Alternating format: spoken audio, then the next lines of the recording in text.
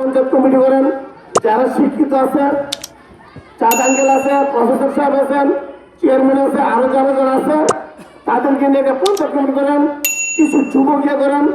আপনার এলাকায় মাঝে মাঝে একটু রাউন্ড দেন, দেখেন এই ব্যবসায়ীরা চান্স পাবে না, মাদক ব্যবসায় ঢুকতে পারবো না এলাকায়। এমন একটা মার্গ করে দেন, রায়ের বাসুলিয়া কোন মাদক ব্যবসায়ীর এমপি নাই, এমপি হইলে আর এক্সিট নাই, যদি প্রবেশ করে বাড়িতে পারবে না, বলে দেন, মাইকিং করে দেন। আমি বলে গেলাম যতদিন থাকি মাদক কোনো ছাড় নাই, কোনো ছাড় নাই, বিক্রি তো দূরের কথা, চাই খাবে, আমার তো ধরে গেলে তারও সাজা, কোনো মাপ নাই।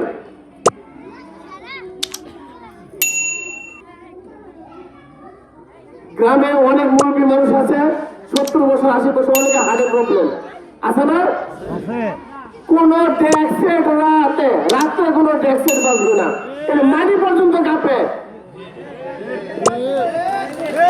কোন ট্যাক্সের বাঁচবে। যদি ট্যাক্সের ব্যবসায়ী আমি করে কিন্তু অনফিফটিন চালান করবো, এই জব্দ কিন্তু করে পড়াও। আমি নাগর এগুলো করছি, আমার কাছে ভিডিও করবেন, আমি নিজেকে ধরছি, এটা মিনিমাম 30 লক্ষ মানুষ দেখছে। আমার আরেকটা ভিডিও আছে 1,35,00,000 মানুষ দেখছে। এই কারণে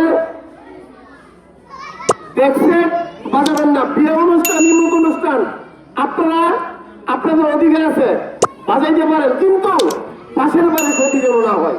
পাশের মানুষ আপনার বাজানোর ফলে যদি তার ঘুমের কোনো ব্যাঘাত করে, এটা দায়িত্ব আপনাকে নিতে হবে। আপনার স্বাধীনতা আমি খর্ব করবো না, কিন্তু আপনাকে স্বাধীনতা রক্ষা করতে হবে।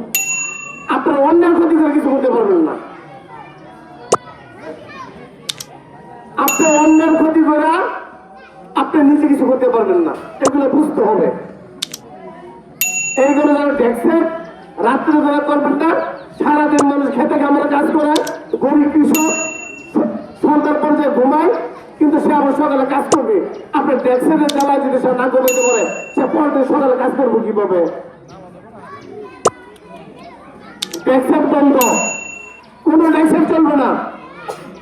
আপনারা আমার ফোন দিবেন কোন ট্যাক্সের বাঁচবে, রাত 10টার পর কোন দোকান খোলা থাকবে না, ইমার্জেন্সি হলে ওষুধের দোকান খোলা থাকতে পারে, কিন্তু নর্মালি চায়ের দোকান, মুদির দোকান, চায়ের দোকানে বসে তাস খেলে, সারা রাত তাস খেলে বন্ধ।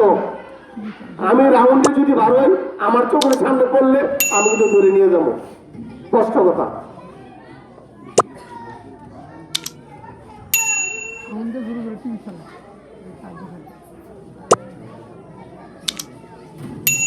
অনেক কথা বলেছি,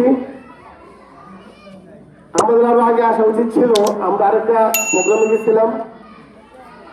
আপনারা দীর্ঘক্ষণ বসে আছেন, আমাদের পক্ষ থেকে, প্রশাসনের পক্ষ থেকে আপনাদের সকলকে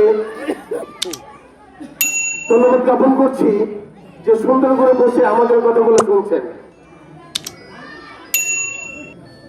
সমাজটা ভালো হোক, যুব সমাজের ধ্বংসের হাত থেকে ফিরে আসুন, এটা আমরা সবাই চাই না?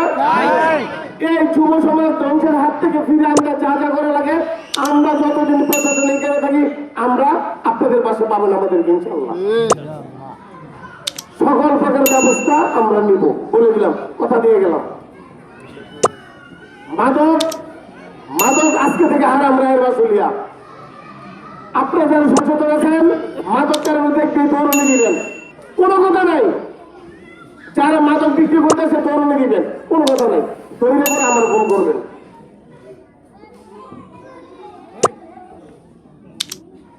আজকে সকল উপস্থিতিরা যারা আছেন উপস্থিত, সকলে পরিবারের পরিজন নিয়ে ভালো থাকুন, শান্তিতে থাকুন,